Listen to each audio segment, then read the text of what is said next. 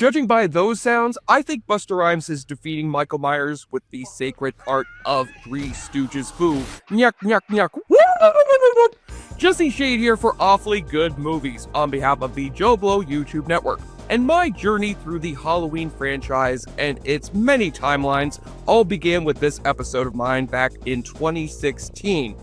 What is considered still the lowest point of the Michael Myers saga, with Jamie Lee Curtis reluctantly following up her success with the rebooted Halloween H2O with a brief cameo in its studio-mandated follow-up that turns the spotlight from Lorie Strode to a deeply annoying group of college students who have signed up for a reality TV webcast inside of Michael Myers' childhood home, as produced by the unusual duo of Tyra Banks and Busta Rhymes, the latter of whom saves this entry from complete unwatchability thanks to his kung fu moves up against the shape and those 4 magical words.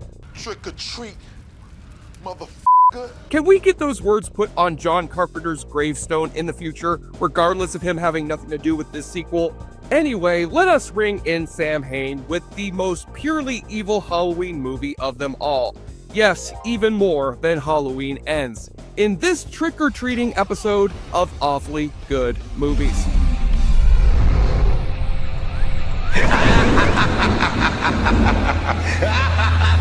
Welcome, boos and ghouls, to yet another Awfully Good Halloween special, as we celebrate that time of year where pumpkins adorn our streets, children rob our houses of candy, and we come together in the name of the beloved Halloween mascot. Dracula, the Great Pumpkin, Armando Funcese, creator of the fun-sized candy? No, I'm talking about Michael Myers, the speechless psychopath with the shitty William Shatner mask who left behind a trail of dead horny teens in John Carpenter's legendary horror flick, Halloween. And after Carpenter stopped being involved with the franchise once the Michael Myers-less third film bombed at the box office, the Halloween franchise went to some strange places over the next couple of films. But when Halloween H2O rebooted the franchise in 1998 and brought back Jamie Lee Curtis, it resulted in a huge hit. But Dimension Films had to push its luck too far with the 8th sequel of the series, Halloween Resurrection. Because even though it was directed by Rick Rosenthal, who made Halloween 2, Jamie Lee Curtis was pushed back to doing a brief cameo, while the lead was taken by acclaimed thespian Busta Rhymes. Busta Rhymes. So yeah, I think you know what happened next. Critics chat on it, audiences rejected it, and it looked like Michael Myers was finally dead for good. Until Rob Zombie triumphantly brought him back to life, only to immediately kill him all over again. But let's see if this flick really deserved to be the death knell of the original Halloween series. In fact, I even asked Donald Pleasance beforehand what he thought of this movie. And I think he really liked it. So last time we saw Michael Myers at the end of H2O, his ass got pinned to a tree and his sister Lorie chopped his head off with an axe, thus ending his reign of terror once and for all. Oh, I couldn't even finish that sentence. No, turns out Michael actually grabbed a paramedic beforehand, crushed his larynx, and put his mask on him. So Michael's still alive, and Lorie Strode, once again played by Jamie Lee Curtis, is sitting in a psychiatric hospital one Halloween night, ready for him to find her, so they can finish this with one final fight. When Lorie's suddenly afraid that Michael has pulled his old tricks again. I just have to be sure. And so, after their 23-year-long battle, Michael Myers has finally killed Lorie Strode. And all it took was a goddamn fake-out?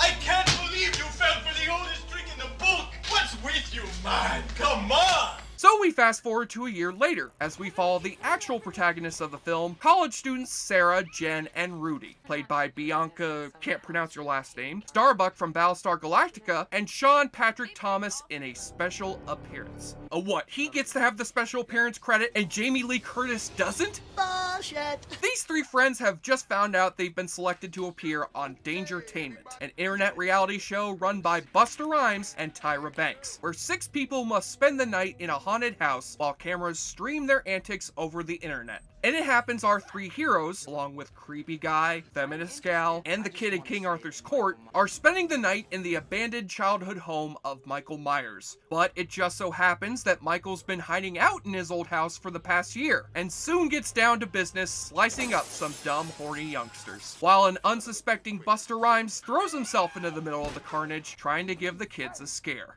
Charlie, where the fuck you been at, man? Why the hell you dressed like me anyway? I ain't telling you to be Michael Myers. I'm playing Michael Myers. Oh, so that's what Michael Myers' voice sounds like? Well, that's fucking underwhelming. Well, what's next? We find out Jason Voorhees' voice sounds like this? Do you understand the words that are coming out of my mouth? And you know, with all these dumb teens getting chased by killers in a haunted house while being streamed on video, this movie's kind of like a big screen version of that Sega CD game Night Trap, because all this handheld digital camera work makes it look as good as a Sega CD game. And because it sure makes a better Night Trap movie than it does a Halloween movie. After Lorie Strode dies in the beginning, so dies any hope for this film, because then you're left with a generic slasher flick where you learn nothing new about Michael Myers, and the filmmakers are trying desperately to cash in on two horror movie crazes. Not only is Dimension Films trying to clearly emulate the success of its Scream franchise, what with its snarky pop culture referencing teens, dressing up like Samuel L. Jackson from Pulp Fiction, but looking more like Bob Ross, but they're also trying to cash in on the found footage angle of the Blair Witch Project. I mean, look at this shot. The shit is blatant, and you don't get any distinct characters to root for either. They're just bland bowling pins set up so that Michael Myers can knock them down. The only one who really does anything is Sean Patrick Thomas. But that's only because he almost brings down Michael Myers by throwing pepper in his eyes.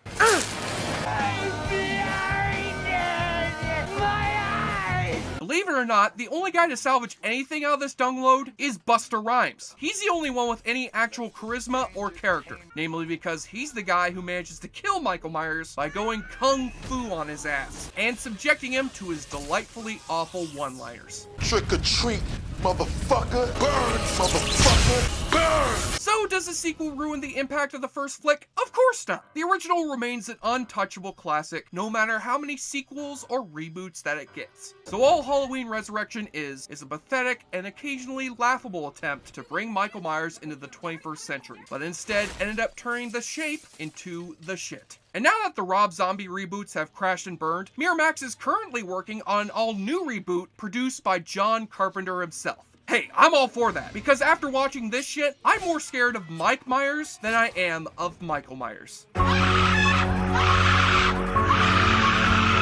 Trick or treat, smell my feet, give me something good to drink? Yes, spit out that candy and pick up that beer for a Halloweeny edition of the Awfully Good Drinking Game! Take a shot or drink every time Michael Myers racks up another kill.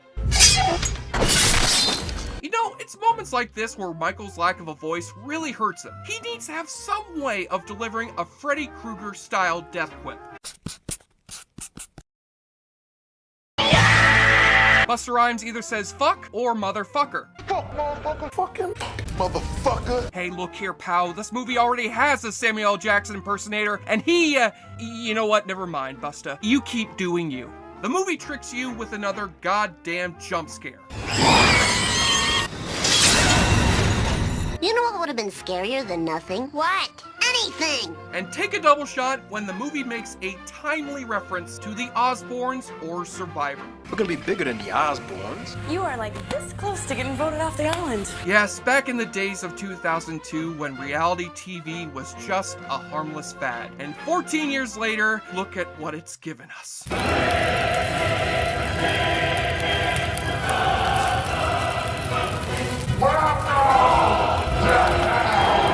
And on the nudity watch, well, it's a slasher movie. So of course you got ladies showing a little to a lot of nudity. But who cares about that? Now why the hell didn't Busta Rhymes do a Will Smith type theme song for this movie? That shit would have been awesome. It could have featured some posthumous samples from the late great notorious Loom IS. I got that head notch that make you break your neck. Michael Myers.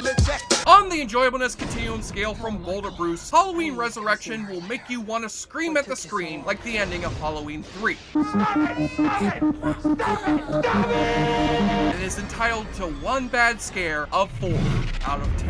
Hey Tyra Banks, you didn't get to do anything in this movie. Tell Michael Myers how much this movie let us down. I was rooting for you! We were all rooting for you! How dare you! Learn something from this! I'm Jesse Shea for JoBlo.com, wishing all of you awfully good viewers out there an awfully great Halloween. You know, Rattlers and Unbelievers, like a billion.